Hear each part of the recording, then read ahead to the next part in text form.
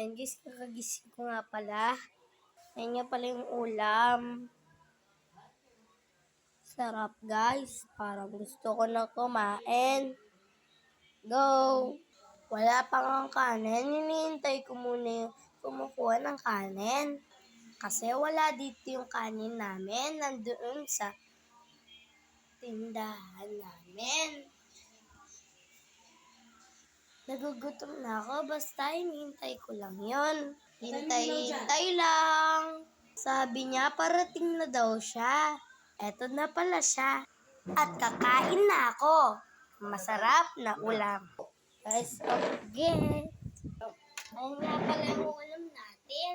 Sasarap. Kakain na tayo.